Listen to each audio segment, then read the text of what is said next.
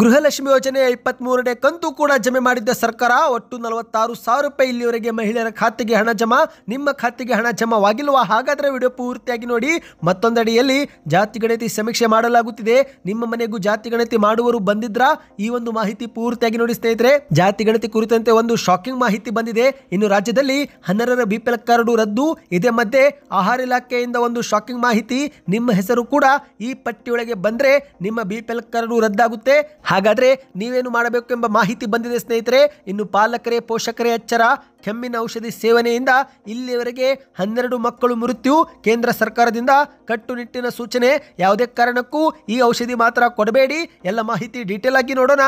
ಅದಕ್ಕಿಂತ ಮೊದಲು ನೀವು ನಮ್ಮ ಚಾನಲ್ಗೆ ಮೊದಲು ಬಾರಿ ಭೇಟಿ ಕೊಡ್ತಾ ಇದ್ರೆ ದಯವಿಟ್ಟು ಸಬ್ಸ್ಕ್ರೈಬ್ ಆಗಿ ಪಕ್ಕದಲ್ಲಿ ಕಾಣಿಸೋ ಗಂಟೆ ಕೂಡ ಒತ್ತಿ. ಇದರಿಂದ ರಾಜ್ಯದ ಮುಖ್ಯವಾದ ಮಾಹಿತಿಗಳು ನಿಮಗೆ ಸಿಗುತ್ತವೆ. ವಿಡಿಯೋಗೆ ಲೈಕ್ ಮಾಡ್ತಾ ವಿಡಿಯೋನ ಪೂರ್ತಿಯಾಗಿ ನೋಡಿ. ಬನ್ನಿ ಸ್ನೇಹಿತರೆ, ಎಲ್ಲ ಸುದ್ದಿಗಳನ್ನ ಡೀಟೇಲ್ ಆಗಿ ನೋಡೋಣ. ಈ ಒಂದು ಮಾಹಿತಿ ಶುರು ಮಾಡೋಕ್ಕಿಂತ ಮೊದಲು ನಿಮ್ಮ ಖಾತೆಗೆ ಇಲ್ಲಿವರೆಗೆ ಎಷ್ಟು ಕಂತು ಜಮಾ ಆಗಿದೆ ಕಮೆಂಟ್ ಮಾಡಿ. ಏಕೆಂದ್ರೆ ಸರ್ಕಾರದ ಪ್ರಕಾರ ಇಲ್ಲಿವರೆಗೆ 23 ಕಂತು ಬಿಡುಗಡೆ ಮಾಡಲಾಗಿದೆ. ಹೌದು, ಸ್ವತಃ ಸಚಿವ ಲಕ್ಷ್ಮೀ ಬಾಳಕರ್ ಅವರು 23ನೇ ಕಂತನ್ನ ಹಾಕಿದ್ದೇವೆ. ಆಗಸ್ಟ್ ಮತ್ತು ಸೆಪ್ಟೆಂಬರ್ ತಿಂಗಳ ಕಂತು ಮಾತ್ರ ಬಾಕಿ ಇದೆ ಎಂದು ಮಾಧ್ಯಮಗಳ ಮುಂದೆ ಹೇಳಿಕೆ ಕೊಟ್ಟಿದ್ದಾರೆ. ಇಲ್ಲಿವರೆಗೆ ಕಾಂಗ್ರೆಸ್ ಸರ್ಕಾರ ಅಧಿಕಾರಕ್ಕೆ ಬಂದು ಗ್ಯಾರಂಟಿಗಳಿಗೆ 1 ಲಕ್ಷ ಕೋಟಿ ರೂಪಾಯಿ ಖರ್ಚು ಮಾಡಿದ್ದು, ಇದರಲ್ಲಿ ಗೃಹಲಕ್ಷ್ಮಿ ಯೋಜನೆಗೆ 52,000 ಕೋಟಿ ರೂಪಾಯಿ ಹಣವನ್ನು ಖರ್ಚು ಮಾಡಲಾಗಿದೆ. ಅಂದ್ರೆ ಸ್ನೇಹಿತರೆ, 50% ಹಣವನ್ನು ಗೃಹಲಕ್ಷ್ಮಿ ಯೋಜನೆಗೆ ಬಳಕೆ ಮಾಡಲಾಗಿದೆ. ಇದೇ ಮಧ್ಯೆ ಗೃಹಲಕ್ಷ್ಮಿಯರಿಗೆ 23ನೇ ಕಂತು ಈಗ ಅಕ್ಟೋಬರ್ ಮೊದಲ ವಾರದಲ್ಲಿ ಜಮೆ ಆಗುತ್ತಿರುವುದು ಬೆಳಕಿಗೆ ಬಂದಿದೆ. ಹೌದು, ಸೆಪ್ಟೆಂಬರ್ 20ರಂದೇ ಈ ಒಂದು ಹಣ ಬಿಡುಗಡೆ ಮಾಡಲಾಗಿತ್ತು. ಆದರೆ ಈ ಒಂದು ಕಂತು ಈಗ ಫಲಾನುಭವಿಗಳ ಖಾತೆಯಲ್ಲಿ ಜಮೆ ಆಗುತ್ತಿರುವುದು ವರದಿಯಾಗಿದೆ. ಇನ್ನು ಇತ್ತೀಚೆಗೆ ಗೃಹಲಕ್ಷ್ಮಿ ಯೋಜನೆ ಹಣದಿಂದಲೇ ಮಹಿಳೆಯೊಬ್ಬರು ತಮ್ಮ ಮನೆ ಬಾಗಿಲಿಗೆ ಮುಖ್ಯಮಂತ್ರಿ ಸಿದ್ದರಾಮಯ್ಯನವರ ಒಂದು ಭಾವಚಿತ್ರವನ್ನು ಕೆತ್ತಿಸಿ ವಿಶೇಷವಾದ ಧನ್ಯವಾದ ಸಲ್ಲಿಸಿದ್ರು. ಈಗ ಇಂತಹದ್ದೇ ಮತ್ತೊಂದು ಉದಾಹರಣೆ ನಮ್ಮೆಲ್ಲರ ಮುಂದೆ ಬಂದಿದೆ. ಅದೇನೆಂದ್ರೆ, ತಬ್ಬಲಿ ಮೊಮ್ಮಗಳ ವಿದ್ಯಾಭ್ಯಾಸಕ್ಕೂ ಹಣದ ಕೊರತೆ ಇದ್ದಿದ್ದನ್ನ ಗೃಹಲಕ್ಷ್ಮಿ ಯೋಜನೆ ಆಸರೆಯಾಗಿದೆ. ಹೌದು, ಕಾಂಗ್ರೆಸ್ ಸರ್ಕಾರದ ಗೃಹಲಕ್ಷ್ಮಿ ಯೋಜನೆ ಲಕ್ಷಾಂತರ ಬಡವರಿಗೆ ಎಂದು ತುಂಬಾನೇ ಪ್ರಯೋಜನವಾಗಿದೆ ಸ್ನೇಹಿತರೆ. ಈಗಾಗಲೇ ನಾವು ಗೃಹಲಕ್ಷ್ಮಿ ಯೋಜನೆಯ ಸದುಪಯೋಗ ಮಾಡಿಕೊಂಡಿರುವ ಹಲವಾರು ಉದಾಹರಣೆಗಳನ್ನ ನೋಡಿದ್ದೇವೆ. ಇತ್ತೀಚೆಗೆ ಗೃಹಲಕ್ಷ್ಮಿ ಯೋಜನೆ ಹಣದಿಂದಲೇ ಮಹಿಳೆಯೊಬ್ಬರು ವಾಷಿಂಗ್ ಮಷಿನ್ ಖರೀದಿ ಮಾಡಿದ್ರು. ಹಾವೇರಿಯಲ್ಲಿ ಒಬ್ಬ ಅಜ್ಜಿಯು ಇಡೀ ಊರಿಗೆನೆ ಹೋಳಿಗೆ ಊಟವೂ ಕೂಡ ಹಾಕಿಸಿದ್ರು. ಸೊಸೆ ಅತ್ತೆ ಇಬ್ಬರು ಫ್ಯಾನ್ಸಿ ಅಂಗಡಿ ಕೂಡ ಹಾಕಿದ್ದನ್ನು ನಾವು ನೋಡಿದ್ದೇವೆ. ಬಡ ಮಹಿಳೆಯೊಬ್ಬರು ಗೃಹಲಕ್ಷ್ಮಿ ಯೋಜನೆ ಹಣದಿಂದಲೇ ತಮ್ಮ ಗಂಡನ ಕಣ್ಣಿನ ಆಪರೇಷನ್ ಕೂಡ ಮಾಡಿಸಿದ್ದು ಭಾರಿ ಸುದ್ದಿಯಾಗಿತ್ತು.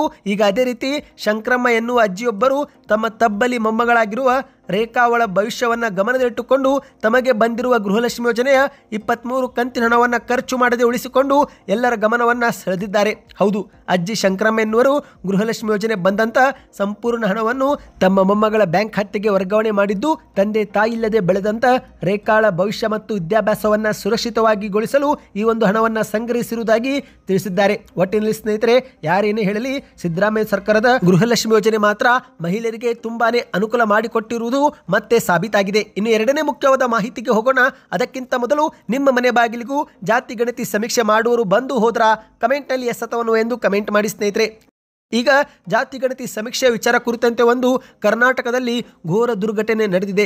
ಹೌದು ಗೆಳೆಯರೆ, ಮನೆ ಮನೆಗೆ ಜಾತಿ ಗಣತಿಗೆ ಹೋದಂತ ಸರ್ಕಾರಿ ಶಾಲೆಯ ಟೀಚರ್ ಒಬ್ಬರು ದಾರಿ ಮಧ್ಯದಲ್ಲೇ ಸಾವಿಗೀಡಾಗಿದ್ದಾರೆ. ಹೌದು, ಬಾಗಲಕೋಟೆಯಲ್ಲಿ ಸಾಮಾಜಿಕ ಮತ್ತು ಶೈಕ್ಷಣಿಕ ಸಮೀಕ್ಷೆ ಅಂದ್ರೆ ಜಾತಿ ಗಣತಿ ಕಾರ್ಯವನ್ನ ಮುಗಿಸಿ ಮಗನೊಂದಿಗೆ ಬೈಕ್ನಲ್ಲಿ ಹಿಂತಿರುಗುತ್ತಿದ್ದಂತ ಶಿಕ್ಷಕಿ ದಾನಮ್ಮ ಎನ್ನುವರು ಮಾರ್ಗದ ಮಧ್ಯದಲ್ಲೇ ಸಾವನ್ನಪ್ಪಿದ್ದಾರೆ. ಈ ಘಟನೆ ಸರ್ಕಾರಿ ನೌಕರರಲ್ಲಿ ಆತಂಕವೂ ಕೂಡ ಸೃಷ್ಟಿ ಮಾಡಿದೆ. ಹೌದು, ಭೀಕರ ರಸ್ತೆ ಅಪಘಾತದಲ್ಲಿ ಸಮೀಕ್ಷೆಗೆ ನಿಯೋಜನೆಗೊಂಡಿದ್ದಂತ ಶಿಕ್ಷಕಿಯೊಬ್ಬರು ದುರ್ಮರಣಕ್ಕೀಡಾಗಿದ್ದಾರೆ. ಈ ಒಂದು ದುರಂತ ಘಟನೆಯು ಬಾಗಲಕೋಟೆ ಜಿಲ್ಲೆಯಲ್ಲಿ ಶೋಕದ ವಾತಾವರಣವನ್ನೇ ಸೃಷ್ಟಿ ಮಾಡಿದೆ. ಮೃತ ಶಿಕ್ಷಕಿಯನ್ನು ಬಾಗಲಕೋಟೆ ತಾಲೂಕಿನ ರಾಂಪೂರು ಸರ್ಕಾರಿ ಪ್ರಾಥಮಿಕ ಶಾಲೆಯ ಶಿಕ್ಷಕಿ ಎಂದು ಗುರುತಿಸಲಾಗಿದೆ ಸ್ನೇಹಿತರೆ. ದಾನಮ್ಮ ಎನ್ನುವರು ಬಾಗಲಕೋಟೆ ತಾಲೂಕಿನ ಸೀತಿಮನಿ ಗ್ರಾಮಕ್ಕೆ ಸಮೀಕ್ಷೆ ಮಾಡಲು ಹೋಗಿದ್ರು. ಸಮೀಕ್ಷೆ ಪೂರ್ಣಗೊಳಿಸಿ ತಮ್ಮ ಮಗನ ಜೊತೆಗೆ ಬೈಕ್ನಲ್ಲಿ ಮತ್ತೆ ಬಾಗಲಕೋಟೆಗೆ ಹಿಂತಿರುಗುತ್ತಿರುವ ವೇಳೆ ಈ ಒಂದು ಬೈಕ್ ಚಾಲನೆ ನಿಯಂತ್ರಣ ತಪ್ಪಿ ರಸ್ತೆಗೆ ಬಿದ್ದಿದ್ದಾರೆ. ಇನ್ನು ಬೈಕ್ನಿಂದ ಕೆಳಗೆ ಬಿದ್ದಂತ ದಾನಮ್ಮ ಅವರ ತಲೆಗೆ ತೀವ್ರ ಸ್ವರೂಪದ ಗಾಯಗಳಾಗಿದ್ದರಿಂದ ತಕ್ಷಣವೇ ಅವರನ್ನು ಆಸ್ಪತ್ರೆಗೆ ಸಾಗಿಸುವ ಪ್ರಯತ್ನವೂ ಕೂಡ ಮಾಡಲಾಯಿತು. ಆದರೆ ತೀವ್ರ ರಕ್ತಸ್ರಾವದಿಂದ ಅವರು ಸ್ಥಳದಲ್ಲೇ ಮೃತಪಟ್ಟಿದ್ದಾರೆ ಎಂದು ತಿಳಿದು ಬಂದಿದೆ ಸ್ನೇಹಿತರೆ. ಇದೊಂದು ಶಾಕಿಂಗ್ ಮಾಹಿತಿಯಾಗಿದೆ. ಕರ್ನಾಟಕ ಸರ್ಕಾರ ಒಂದು ಕಡೆಯಲ್ಲಿ ಸೆಪ್ಟೆಂಬರ್ 22ರಿಂದಲೇ ಸಾಮಾಜಿಕ ಸಮೀಕ್ಷೆ ಕೆಲಸ ಪ್ರಾರಂಭ ಮಾಡಿದೆ ಮತ್ತು ಅಕ್ಟೋಬರ್ 7ರ ಒಳಗೆ ಮುಗಿಸಬೇಕು ಎಂಬ ಒಂದು ಕಾಲಮಿತಿಯೂ ಕೂಡ ಹಾಕಿದೆ. ಇದೇ ಸಮಯದಲ್ಲಿ ಈ ಒಂದು ದುರ್ಘಟನೆ ನಡೆದಿರುವುದು ಒಂದು ಶಾಕಿಂಗ್ ಮಾಹಿತಿ ಅಂತಾನೆ ಹೇಳಬಹುದು ಸ್ನೇಹಿತರೆ. ಇನ್ನೀಗ ಮತ್ತೊಂದು ಮುಖ್ಯವಾದ ಮಾಹಿತಿ ನೋಡೋಣ. ನಿಮಗೆಲ್ಲರಿಗೂ ಗೊತ್ತಿರುವಂತೆ ಕರ್ನಾಟಕದ ಸರ್ಕಾರ ಅನರ್ಹರ ಬಿಪಿಎಲ್ ಕಾರ್ಡ್ ಅನ್ನು ಈಗಾಗಲೇ ರದ್ದು ಮಾಡುವ ಕಾರ್ಯಕ್ಕೆ ಕೈ ಹಾಕಿದೆ. ಹೌದು, ಲಕ್ಷಾಂತರ ಬಿಪಿಎಲ್ ಕಾರ್ಡ್ಗಳು ಶೀಘ್ರವೇ ಎಪಿಎಲ್ ಕಾರ್ಡ್ ಆಗಿ ಪರಿವರ್ತನೆ ಆಗಲಿವೆ. ರಾಜ್ಯದಲ್ಲಿ ನಕಲಿ ದಾಖಲೆ ಅಥವಾ ಸುಳ್ಳು ಮಾಹಿತಿ ಸೃಷ್ಟಿಸಿ ಬಿಪಿಎಲ್ ಕಾರ್ಡ್ಗಳನ್ನು ಪಡೆದುಕೊಂಡವರನ್ನ ಪತ್ತೆ ಮಾಡಿ ಅವರ ಕಾರ್ಡ್ ಅನ್ನು ವರ್ಗಾವಣೆ ಮಾಡಲಾಗುತ್ತಿದೆ ಸ್ನೇಹಿತರೆ. ಅಂದರೆ ಬಿಪಿಎಲ್ ಅಂತ್ಯೋದಯದಿಂದ ಎಪಿಎಲ್ಗೆ ಅವರಿಗೆ ವರ್ಗಾವಣೆ ಮಾಡುವ ಕೆಲಸವನ್ನು ಸರ್ಕಾರ ಮುಂದುವರಿಸಿದೆ.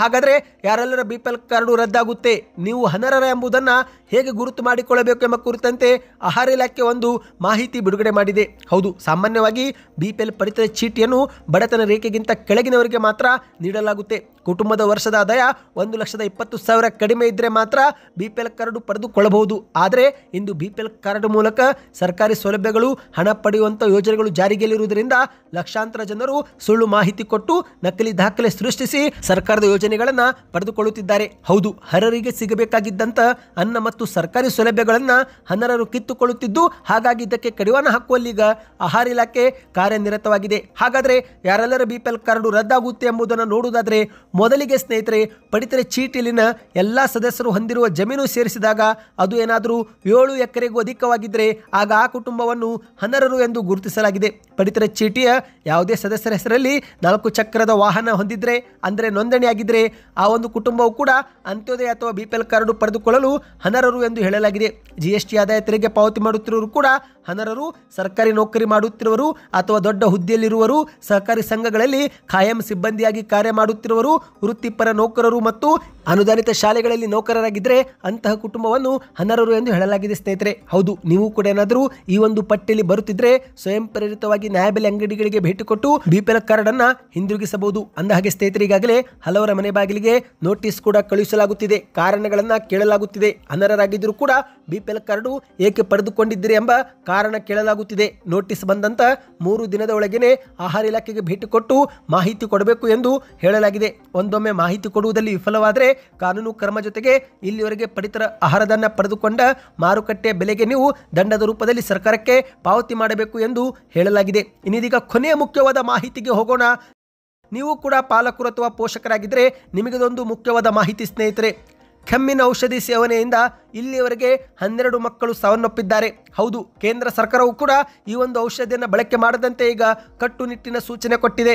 ಮಧ್ಯಪ್ರದೇಶ ಮತ್ತು ರಾಜಸ್ಥಾನದಲ್ಲಿ ಕೆಮ್ಮಿನ ಔಷಧಿ ಸೇವನೆ ಬಳಿಕ ಉಂಟಾದಂಥ ಆರೋಗ್ಯ ಸಮಸ್ಯೆಗಳಿಂದ ಇಲ್ಲಿಯವರೆಗೆ 12 ಮಕ್ಕಳು ಮೃತಪಟ್ಟಿದ್ದಾರೆ ಎಂದು ವರದಿಯಾಗಿದೆ ಸ್ನೇಹಿತರೆ. ಅಷ್ಟು ಮಾತ್ರವಲ್ಲ, ಈ ಒಂದು ಔಷಧಿ ಸರಿ ಇದೆಯೋ ಇಲ್ಲೆಂಬುದನ್ನು ಪರೀಕ್ಷೆ ಮಾಡಿದಂಥ ವೈದ್ಯರು ಕೂಡ ಪ್ರಜ್ಞಾಹೀನರಾದರು ಎಂದು ಹೇಳಲಾಗಿದೆ. ಅಂದರೆ ವೈದ್ಯರು ಸಹ ಮೂರ್ಛೆಗೆ ಹೋಗಿದ್ದಾರೆ ಸ್ನೇಹಿತರೆ. ಹಾಗಾಗಿ ಈ ಒಂದು ಔಷಧಿ ಯಾವುದೇ ಕಾರಣಕ್ಕೂ ಮಕ್ಕಳಿಗೆ ಕೊಡಬಾರದು ಎಂದು ಕೇಂದ್ರ ಸರ್ಕಾರ ಹೇಳಿದೆ. ಸ್ಕ್ರೀನ್ ಮೇಲೆ ಕಾಣುತ್ತಿರುವ ಔಷಧಿ ಬಾಟಲಿನ ಸ್ಕ್ರೀನ್ ಶಾಟ್ ನೀವು ತೆಗೆದಿಟ್ಟುಕೊಳ್ಳಿ ಸ್ನೇಹಿತರೆ. ಹೌದು, ಡೆಕ್ಟ್ರೋಮೆಥೋಫಾರ್ಮನ್ ಹೈಬ್ರೋಬ್ರೊಮೈಡ್ ಎಂಬ ಒಂದು ಅಂಶ ಹೊಂದಿರುವ ಮತ್ತು ಇದು ಕೇಸನ್ ಫಾರ್ಮಾ ಎಂಬ ಕಂಪನಿಯಿಂದ ತಯಾರಿಸಲ್ಪಟ್ಟ ಔಷಧಿಯಾಗಿದೆ ಎಂದು ಹೇಳಲಾಗಿದೆ. ಈ ಒಂದು ಔಷಧಿ ಸುರಕ್ಷಿತವಾಗಿದೆಯೋ ಇಲ್ಲ ಎಂಬುದನ್ನು ಚೆಕ್ ಮಾಡಲು ಸಿರಫ್ ಡೋಸ್ ತೆಗೆದುಕೊಂಡಂತ ವೈದ್ಯರು ಸಹ ಪ್ರಜ್ಞಾಹೀನರಾದರು ಎಂದು ಹೇಳಲಾಗಿದೆ. ವಿಶೇಷವಾಗಿ ಸ್ನೇಹಿತರೆ, ಈ ಒಂದು ಔಷಧಿ ತಯಾರಿ ಮಾಡಿದಂಥ ಕಂಪನಿಯು ಹೆಚ್ಚಾಗಿ ಸರ್ಕಾರಿ ಆಸ್ಪತ್ರೆಗಳಿಗೆ ಔಷಧಿ ಪೂರೈಸುತ್ತೆ. ಹಾಗಾಗಿ ಮಕ್ಕಳಿಗೆ ಸರ್ಕಾರಿ ಆಸ್ಪತ್ರೆಗಳಿಂದ ಈ ಒಂದು ಔಷಧಿ ಕೊಡುತ್ತಿದ್ರೆ ಈಗಲೇ ನೀವು ನಿಲ್ಲಿಸೋದು ಉತ್ತಮ. ಯಾಕಂದರೆ ರಾಜಸ್ಥಾನ ಮತ್ತು ಮಧ್ಯಪ್ರದೇಶದ ಸರ್ಕಾರಿ ಆಸ್ಪತ್ರೆಗಳಿಗೆ ಈ ಒಂದು ಔಷಧಿ ಹೆಚ್ಚಾಗಿ ಪೂರೈಸಿರುವುದು ವರದಿಯಾಗಿದೆ ಸ್ನೇಹಿತರೆ. ಸದ್ಯಕ್ಕೆ ಇತ್ತು. ಈ ಮಾಹಿತಿ ಪ್ರತಿಯೊಬ್ಬರಿಗೂ ನೀವು ಶೇರ್ ಮಾಡಿ ಸ್ನೇಹಿತರೆ. ಇದೇ ರೀತಿ ಮುಂಬರುವ ಮಾಹಿತಿಗಳನ್ನು ಪಡೆಯಲು ನಮ್ಮ ಚಾನಲ್ಗೆ ಸಬ್ಸ್ಕ್ರೈಬ್ ಮಾಡಿ. ಮಾಹಿತಿಗಳು ಇಷ್ಟವಾಗಿದ್ದರೆ ವಿಡಿಯೋಗೆ ಲೈಕ್ ಮಾಡಿ.